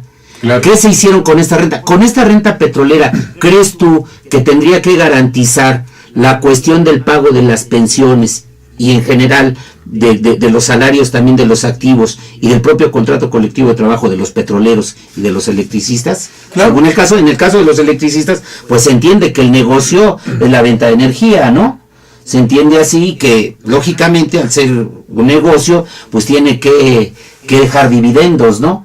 Y que sean manejados o administrados de buena forma, que pudiera haber garantizado luego entonces la cuestión de la vigencia tanto del contrato como la posibilidad, teniendo los fondos, de cubrir las pensiones y jubilaciones. ¿A dónde fue a dar todas esas ganancias, tanto en la industria eléctrica como en la industria? Bueno, pues hay que decirlo tal cual, ¿no? Esto se debatió en la reforma constitucional al sector energético. De estas ganancias, de esto que habla el consejero profesional de Petróleos Mexicanos, datos de ellos, es decir, dato oficial, de estos 700 mil millones de pesos que genera de ganancias antes de impuestos de Petróleos Mexicanos, gran parte de ese dinero se va a las arcas nacionales, es decir, la Secretaría de Hacienda vía impuestos. Ese es el problema de Pemex, no los contratos colectivos. Pero también la corrupción. Bueno, es una parte, pero digamos, yendo por partes, ¿no? La política fiscal que le aplican a Pemex es que de cada peso que ingresa a Petróleos Mexicanos por la venta de crudo, la Secretaría de Hacienda y Crédito Público le quitan impuestos 70 centavos. Y de esos impuestos, de eso que genera Petróleos Mexicanos, prácticamente el presupuesto federal del que se tiene en este país está fondeado, por llamarlo de alguna manera, por Petróleos Mexicanos. Es decir, que de las ganancias que se generan en Petróleos Mexicanos no se va a los bolsillos de los trabajadores, se va precisamente para realizar obras a nivel reinversión, a nivel federal, en los estados, en materia de educación, creación de escuelas, en materia de hospitales, carreteras, etcétera, etcétera. Es decir, es parte del presupuesto federal. Sí, es parte para el desarrollo del país, ¿no? Los hijos se debían de utilizar. Con esta reforma eso ya no va a suceder, porque la ganancia, lo que le llaman renta petrolera, es decir, ¿cuál es la renta petrolera? Se dice que lo que cuesta extraer un barril de petróleo es alrededor de $7 o $8, y este barril se vende a precios internacionales en cerca de 100. Es decir, la renta petrolera es eso, ¿no? Restar lo que se vende, el costo de lo que se vende, y restar el costo de lo que se extrae. Es decir, la renta petrolera es aproximadamente por barril de $92. Esa renta petrolera se utilizaba para el presupuesto federal y para otras cosas, ¿no? Entonces, y en última instancia para el pago de los salarios y prestaciones de los trabajadores. Ahora, con esta reforma, esos $92 dólares que constituye la renta petrolera se va a repartir. Claro. Una parte se lo van a llevar los privados, no lo van a invertir en el país, se lo van a llevar a sus países de origen, y otra parte se va a quedar aquí para el gobierno federal. Y obviamente entonces la pregunta es, eso que se va a dejar de percibir, ¿cómo se va a cubrir? Bueno, pues ya lo estaremos viendo, no en un futuro muy lejano, en un futuro muy cercano, elevando impuestos, como es la política mágica de este señor que es el secretario de Hacienda, Videgaray. Entonces, esto plantea ya una primera cuestión, el problema de cómo se maladministra la empresa. En segundo lugar, comentar que lo que decías, el problema de la corrupción. Yo creo que hay que hacer una diferencia muy importante entre lo que es los salarios de los trabajadores y lo que han sido históricamente, desde los años 80 o más atrás, lo que han sido los dirigentes del sindicato petrolero. Particularmente hoy el señor, que además es senador, que es el secretario general de los trabajadores petroleros de la República Mexicana, el señor Romero Deschamps, y su comité ejecutivo, son los que han tenido beneficios millonarios, porque efectivamente ahí sí, el gobierno federal, de parte del erario, les otorga anualmente cantidades millonarias para no para el sindicato, porque el sindicato lo constituyen todos los trabajadores, para sus dirigentes. Y también dan sus cuotas, ¿no? Y ellos dan sus cuotas. Y una muestra, Jorge, es la vida que se dan la familia del señor Romero Deschamps, ¿no? Ha sido nota pública como su hija y su hijo publican en las llamadas redes sociales, pues la vida que se dan de millonarios, ¿no? En el extranjero, a través de diversas fotografías y comunicados. Ellos mismos han encargado de presumir la vida de reyes que se dan la familia del señor Romero Deschamps. Entonces, la corrupción que se da en esta empresa ha sido por una asociación entre los diferentes directores generales ellos también, ¿no? de esta empresa. Además, todo esto hay que comentarlo, con la complacencia del secretario de Energía en turno, ¿no? Sea panistas o priistas, y del presidente de la y República, del titular del Poder Ejecutivo. Así es. El sindicato, sus dirigentes han sido precisamente uno de los beneficiarios de esos niveles de corrupción. Sí, perdón, David, porque si revisas incluso, pues, ¿cuántos secretarios generales ha tenido el sindicato petrolero, David? Pues han sido muy pocos, pues, ¿no? Muy pocos, precisamente porque siempre han servido a la línea, a la directriz que ha puesto el gobierno federal siempre, David. Claro, porque aquí entramos al tema que me parece que digamos, el más quisquilloso. ¿Cuánto ganan los trabajadores de Pemex en activo y cuánto ganan en promedio sus jubilados? Estos datos que les vamos a dar son datos que establece la Auditoría Superior de la Federación, y que incluso en el debate algunos senadores legisladores como Dolores Padierna también dieron a conocer. La Auditoría Superior de la Federación es un organismo que pertenece al Congreso de la Unión y que tiene esa facultad para fiscalizar las empresas u organismos descentralizados como es Pemex y CFE. Fíjense bien, existen actualmente 95.617 jubilados en Pemex. Digamos, el dato que dan, de acuerdo a esta investigación, es que lo que se les paga anualmente son 22.517 millones de pesos. Ese es lo que cuesta el pago de las pensiones de los 95.000 jubilados de Pemex. Sin embargo, en el dictamen que dio Hacienda para ser discutido en el Congreso de la Unión, ellos dicen que se requieren 53.000 millones para asumir esos llamados pasivos laborales, es decir, casi el doble. Entonces ahí no checan las cifras, y el comentario que hacen senadores como Dolores Padierna es que están infladas las cifras. En el caso de CFE, el pago de pensiones, de jubilaciones para los trabajadores, de acuerdo a la Auditoría Superior de la Federación, es de 13.827 millones de pesos. Y en el dictamen se dice que son 35.000 millones. Está inflado también. La pensión promedio, Jorge, que tienen los jubilados de Pemex mensualmente es de 15.700 pesos. Es decir, en promedio 500 pesos diario Es lo que ganaría, Apenas, mano. lo que ganaría un jubilado de Pemex. Ahora, los activos, los que están laborando. Estos datos que les voy a dar ya no son de la Auditoría Superior de la Federación, son de un organismo que se dedica a la investigación a nivel mundial, que se llama la Guía Global de Petróleo y Gas. Bueno, el salario promedio internacional de los trabajadores petroleros, es decir, a nivel mundial, es de $132,700 al año. Más o menos en pesos mexicanos eso sería 1,725,100 pesos. Si tomamos en consideración que el dólar está alrededor de 13 pesos, ¿no? Es lo que ganan los trabajadores petroleros a nivel internacional.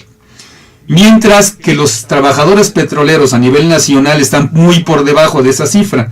De acuerdo a estos datos de la Guía Global del Petróleo y Gas, un trabajador mexicano petrolero gana $79,600 anuales. Es decir, alrededor de 1,034,800 pesos. Está muy por debajo del salario promedio de los trabajadores petroleros a nivel internacional. ¿A qué quiero llegar con estas cifras, Jorge? A lo que quiero llegar es decir que igual que sucedió en Luz y Fuerza del Centro, con los trabajadores electricistas del ESME, seguramente habría que checar sus estados financieros, pero con estos datos podemos, digamos, plantear la hipótesis que en el caso de los trabajadores en activos, sus salarios y en el caso de las pensiones no constituyen realmente la carga fiscal o la carga financiera que están afirmando los senadores, los diputados, priistas y panistas, y que plantea también el presidente de la República. Nuevamente nos encontramos ante el mismo argumento que ha dado pie para la extinción de empresas o la quiebra de empresas como Luz y Fuerza del Centro. Nos encontramos ahora en el mismo modelito, el mismo argumento para el caso de los trabajadores de Petróleos Mexicanos y para el caso de los trabajadores de la Comisión Federal de Electricidad, y plantear la siguiente interrogante. Yo creo que usted debe de recordar lo que dijo el titular del Poder Ejecutivo hace 5 años, que la Comisión Federal de Electricidad era una empresa con finanzas sanas, que a partir de la extinción de Luz y Fuerza del Centro, y como la Comisión Federal de Electricidad iba a asumir el servicio en la zona central del país, que iban a bajar las tarifas y que además se iba a mejorar el servicio. Eso pues no ha sucedido, por el contrario, los impactos han sido en sentido opuesto, han elevado las tarifas en el servicio eléctrico y el servicio ha empeorado. ¿Por qué? No solamente por responsabilidad de los trabajadores de la Comisión Federal, sino porque es innegable que desde el que se extinguió Luz y Fuerza del Centro, Jorge, se le dio paso a que el servicio fuera operado y mantenido por empresas privadas. En los hechos, desde la extinción de Luz y Fuerza y ahora con estas reformas a la Constitución y a las leyes secundarias, lo que se ha venido haciendo es privatizar el servicio eléctrico, reprivatizarlo. Y los impactos están ahí a la vista y no hay manera de ocultar las cifras. Entonces, ¿cuál es la perspectiva? Pues la perspectiva es muy severa porque todo indica que con estos rescates obviamente le van a cargar a los trabajadores y a la nación mexicana vía impuestos una deuda que está muy cuestionada, que no está clara, y nuevamente para variar, la nación es la que va a tener que asumir y pagar esa mala administración.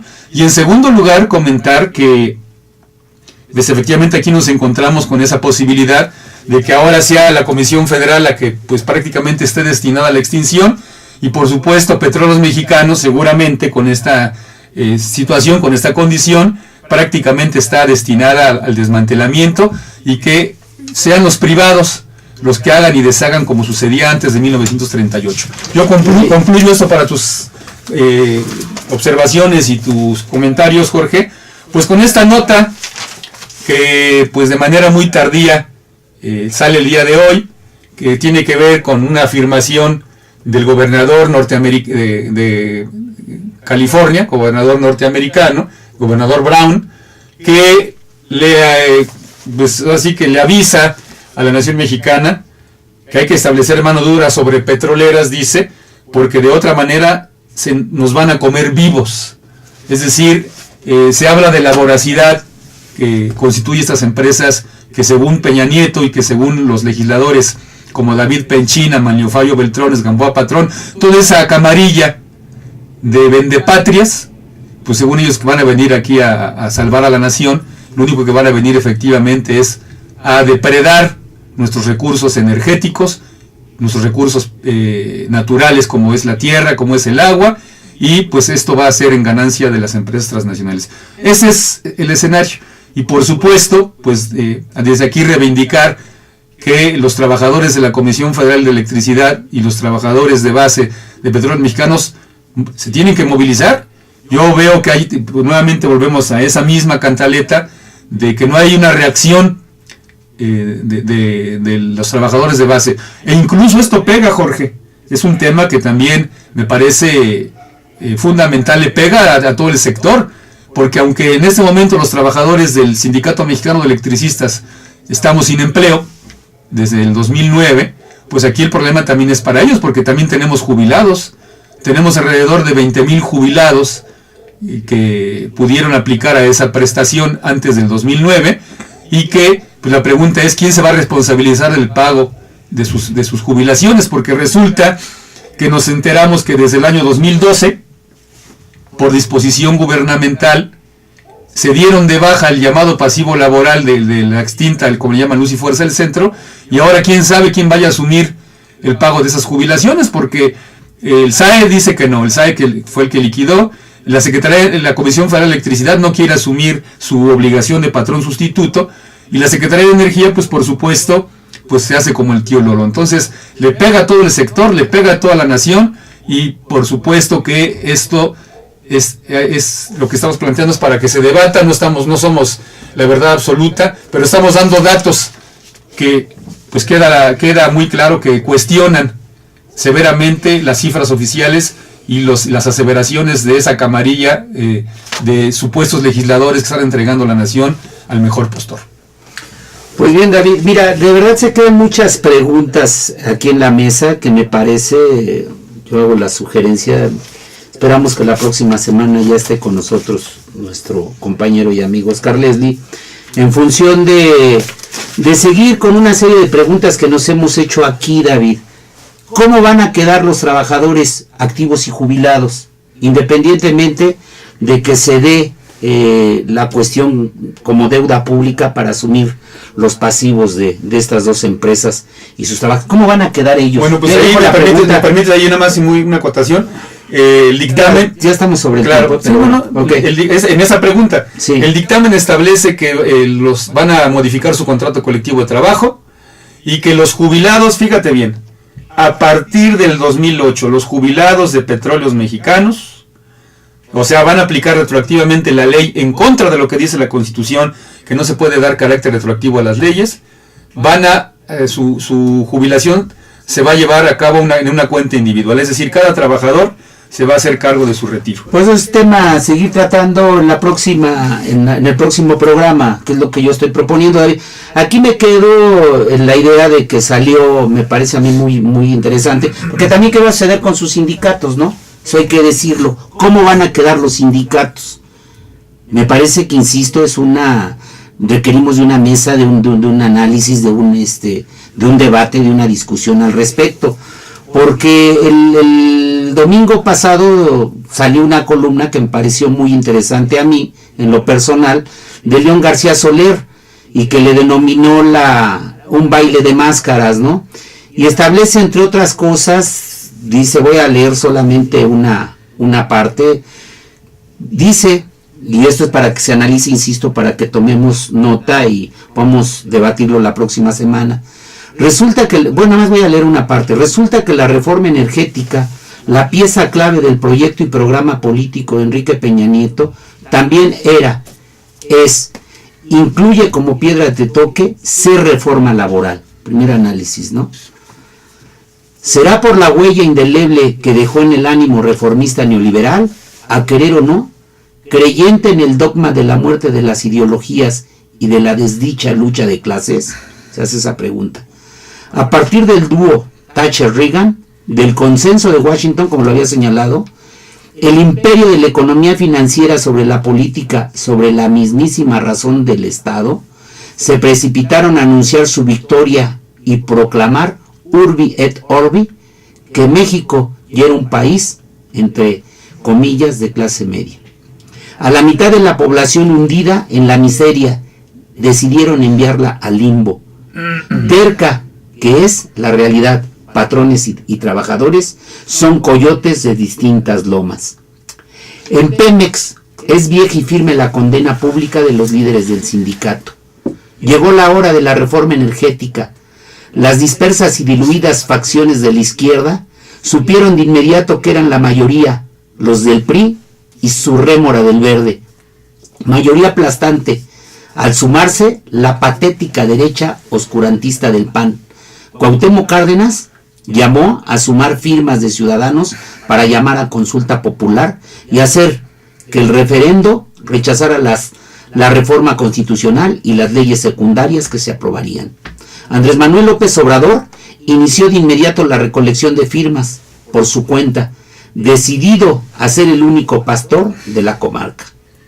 Jesús Zambrano llamó a las huestes del PRD a la disciplina de partido como si hubiera un Comintern o subsistiera la sumisa unanimidad del priato tardío. Pero la reforma energética incluye la reforma laboral.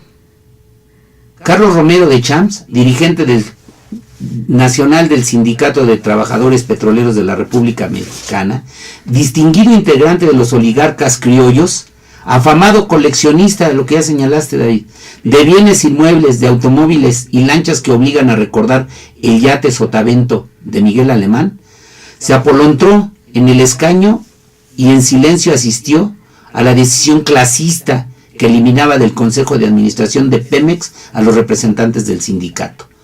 Dicen que Pemex no se vende, que se abre al mundo del libre mercado y a la competencia abierta. Puede ser tal vez, a lo mejor, lo más seguro es que quién sabe, pero todavía hay clases y los plutócratas y tecnócratas que desdeñan la nostalgia por el nacionalismo revolucionario consideran inaceptable cualquier asomo de cogobierno, ya no digamos de administración obrera, y los operadores del triunfalista arranque del sexenio saben que el capital de la globabilidad no se va a sentar a la mesa con la servidumbre. De acuerdo con lo cultivado en la otrora llamada Cámara Alta, pasaron a la Cámara de Diputados, donde aunque muchos lo ignoren, cada uno representa a la nación, no a su distrito o al partido que lo incluyó en las listas de la pluralidad. A la nación, tanto como el titular del Poder Ejecutivo, del que debiera de ser contrapeso cada uno de los diputados del Congreso de la Unión. En San Lázaro está el poder de la bolsa, la facultad de resolver montos y destinos del gasto público, del ejercicio de los recursos, sin excluir los que parecen haberse perdido en la bruma del estancamiento estabilizador. Tendrán que exigir los de la bancada, cuyo líder es Manlio Fabio Beltrones, que el secretario Luis Videgaray aclare el misterio. En San Lázaro hubo necesidad de anticiparte al reparto de obligaciones y derechos, a salvo en el sector energético, y ahí saltó la víbora, que asustó a los ingenuos. Antes del pacto mismo, hubo acuerdo general en la necesidad de liberar a Pemex del yugo hacendario de los techos fiscales y los ingresos sujetos al incierto estado de cosas del miedo, a las espirales inflacionarias y a la obediencia ciega, el monetarismo surgido de Chicago. Darle autonomía para programar más allá de los presupuestos anuales, revertir utilidades, erigir refinerías y construir ductos. Pero la memoria colectiva en el ánimo de los oligarcas y no en pocos sobrevivientes del priato tardío, víctimas y cómplices de la euforia López Portillista que demandó prepararnos para administrar la abundancia, el miedo al endeudamiento público se suma al clamor de las izquierdas marcadas al fuego por los pasivos del Fobaproa, que privatizaron utilidades y socializaron la carga de la deuda para hacer viable al flujo de capitales de las grandes empresas petroleras. Había necesidad de asumir los pasivos de Pemex y ardió la hoguera encendida para hacer cenizas del sindicalismo. Tanto que las izquierdas alarmadas por la corrupción endémica y el enriquecimiento de líderes del sindicato petrolero se unieron a la derecha, que se niega a reconocer que el Estado es el responsable del pago de las pensiones de los trabajadores que han pagado puntualmente lo que se les descuenta del salario. El gobierno va a asumir los pasivos de la CFE y de Pemex. Asunto laboral que defendió en San Lázaro Ricardo Aldana, diputado, que fuera tesorero del sindicato. Ni hablar, pueden domesticar a los que llevan con cerro y hasta la coyunda lamen, pero la lucha de clases no desaparece por decreto. En conclusión, David. Pues es una opinión, ¿no? Pues me parece que tiene algunas imprecisiones. Por ejemplo, eso de hablar que el gobierno va a asumir no es exacto. Quien va a asumir el llamado pasivo, que ya explicamos ahí a nuestras posibilidades como trabajadores, qué es las mentiras de esto pasivo, no es el gobierno, es la nación mexicana, es decir, los que pagan impuestos, los que pagamos impuestos. Y en segundo lugar, decir que efectivamente aquí pues no se toca un punto medular, que es pues la respuesta de los trabajadores a nivel, no solamente del sector energético, sino a nivel nacional, sigue siendo la misma: desmovilización, apatía, abulia, como dicen algunos. Es decir, tal pareciera que no pasa nada, ¿no? Cada sector incluso, en este caso los sectores de trabajadores están metidos en sus propias luchas, los partidos políticos en su vía electoral, pero aquí el problema radica en que la gente trabajadora, la gente asalariada, también no ofrecemos propuestas ni alternativas, sino simplemente pues nos dedicamos a la lucha por la subsistencia. Aquí, Jorge, pues lo interesante es plantear qué va a pasar. Nosotros pues seguimos en esa vía de decir, una de las alternativas que tenemos es el asunto de elevar nuestros niveles de formación cultural, política, ideológica, científica incluso, ¿no? Por eso es de que conectamos todo esto con el video que pasamos una parte del lingüista norteamericano Noam Chomsky. Al final de este programa va a seguir una parte, la parte 2, que es muy interesante porque habla pues de que se necesita formar desde la infancia, porque este señor habla a nivel primaria, no necesitamos gente crítica, gente que explore. Sobre la cuestión de este columnista, a mí lo que me llamó la atención, dos cuestiones que él maneja en esta columna, David, que es el aspecto que tiene que ver más que en el aspecto de carácter de reforma energética, también si de fondo estaba la cuestión de una reforma laboral a estos sindicatos. Y la cuestión misma de que lo que yo hacía la pregunta, que aquí las tenía anotadas, y por eso digo, a mí me gustaría que la próxima semana continuáramos. ¿Qué va a suceder con los sindicatos? ¿O verdaderamente serán, como puede suceder también en el SMEI, hay que reconocerlo, serán las cenizas del sindicalismo? ¿O cómo? ¿O cuál va a ser el nuevo modelo de los sindicatos también? Hablando ya de reformas, ¿no? David, pues nos estamos terminando, David, nos vamos... No sé si ya nos han llamado a corte, creo que todavía no. Nos darán la orden cuando tengamos que hacer el corte. Yo digo, efectivamente, Jorge, pues, ¿qué va a pasar con los sindicatos? Eso es lo que me llama a mí la atención, particularmente de esta columna. Ya tenemos una parte, ¿no? Ya tenemos un ejemplo de lo que sucedió en el SME. Pues el sindicato sigue sin empleo. A eso van a destinar a miles de trabajadores y miles de familias. Y el argumento es el de siempre, que son trabajadores, se dice, privilegiados, como si fuera un delito o si estuviera fuera de la ley que un trabajador gane arriba del salario mínimo. Entonces, ese es un grave problema que tiene la población, porque efectivamente, en vez de que la población en general aspire a igualar esos niveles que tienen los petroleros y los electricistas, se le hace creer a la gente que la receta es bajar a todos al mismo nivel de miseria, cuando en realidad les debería dar vergüenza al Estado mexicano, encabezado por el titular del Poder Ejecutivo, a sus secretarios de Estado, a todas las camarillas que gobiernan este país, los niveles de miseria que hay en México. Lo que tendría que plantearse no es la desaparición de los sindicatos, por el contrario, si lo que tendría que plantearse aquí es la reestructuración de las empresas, si dicen ellos que están funcionando mal, y que los sindicatos cumplan con su papel. ¿Cuál es su papel, Jorge, de un sindicato? No hay necesidad de explorar mucho. La Ley Federal del Trabajo dice, no lo digo yo, que un sindicato es un organismo que para la defensa de los intereses gremiales de sus agremiados, de sus trabajadores. Ese es el papel del sindicato. Y lo que se han encargado estos señores es de denigrar el sindicalismo. Si así estamos en los niveles de miseria más graves a nivel de América Latina, usted, señor, nada más imagínese qué va a pasar si en este país desaparecen los sindicatos. Bueno, pues vamos a llegar entonces a la época que teníamos en Venustiano Carranza. Eso nos van a regresar. Al rato van a poner la ley que está prohibido asociarse, y pues que ahí regresen las tiendas de raya, regrese el peonaje, y que en este país, de ser un país semicolonial, es decir, que estamos prácticamente gobernados por los norteamericanos, pasemos a ser un país colonial, a una estrella más como es Puerto Rico. Entonces, ese es el problema, ¿no? No se necesita, es una parte muy interesante del debate lo que estás planteando. ¿Cuál es la respuesta del sindicalismo? Yo creo que en el caso de los petroleros no va a haber respuesta alguna de sus dirigencias. Esperemos que las corrientes ahí de oposición se organicen. Y en el caso de los UTERM, lo mismo.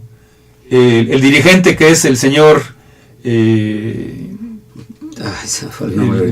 Villar, sí, tampoco ha abierto la boca siquiera. Son dirigentes fantasmas. Cuando se requiere que fijen una posición, no lo hacen. Y por supuesto, pues como ellos viven como reyes, no tienen problema, ¿no? El problema son sus trabajadores. Porque son los que apuesta el Estado, son de los sindicatos corporativos, David, que eso ya también lo hemos señalado en muchos programas, ¿no? Que así han servido a los intereses de quien nos gobierna, ¿no? Entonces es dramático, ¿no? Es dramática la Desde situación. el mismo surgimiento, podemos revisar el del Ester, ¿no? El del Suterm ahora, ¿no? Antes Ester, como siempre estuvo ligado también a las huestes de la CPM, ¿no? Y que le sirvió a los presidentes por ese gran rango de corporativismo que había en estos sindicatos, David. Y yo agregaría eso que... Pero sí había que discutir. Claro, ¿no? a eso que acabas de plantear agregaría otra pregunta. ¿Qué va a suceder en esta ya entrega de la nación con los trabajadores en resistencia del Sindicato Mexicano de Electricistas? ¿A qué me refiero? Bueno, el Sindicato Mexicano de Electricistas en este momento está acordando, está en negociación con la Secretaría de Gobernación para que los puestos que nos fueron ilegalmente arrebatados, fuimos despedidos de manera ilegal, despido injustificado, pues regresemos al sector eléctrico. Aquí el problema radica en que prácticamente le están entregando toda la cadena productiva, Jorge, a los privados. La generación ya la tenían, le van a entregar ahora la transmisión, la distribución y la comercialización. Aquí, ¿dónde cabe el regreso de los trabajadores del ESME? ¿En una filial? Es decir, ¿en qué figura? Porque efectivamente son 5 años ya sin salario, 5 años de precariedad absoluta de más de 16,000 trabajadores que siguen resistiendo. Entonces, es un elemento más que yo agregaría al debate. ¿Qué va a pasar?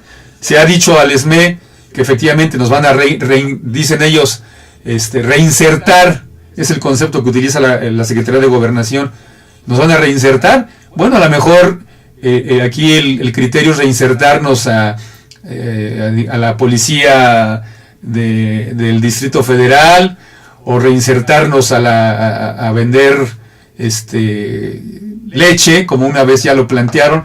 O sea, y no estoy haciendo uso de inventos, simplemente estoy planteando que se ve muy complicado. No estoy diciendo que no vaya a darse, ni tenemos una varita mágica ni la bola de cristal, pero se complica efectivamente el regreso para los agremiados al ESME. Entonces, esa es otra parte, ¿no? Es un sindicato que en mucho tiempo constituyó un obstáculo a los fines de la privatización en el sector eléctrico. Y el gobierno pues sabe eso y no quiere complicarse. Quiere que cuando lleguen los empresarios transnacionales, Jorge, todo esté parejito, ¿no? Bien. Que vengan aquí a devorarnos, como ya lo dijo el gobernador Brown, que se vengan aquí a comer todos nuestros recursos naturales. Entonces son varios aspectos, varias interrogantes. Yo con eso concluyo y pues darles las gracias por todo su paciencia, Jorge.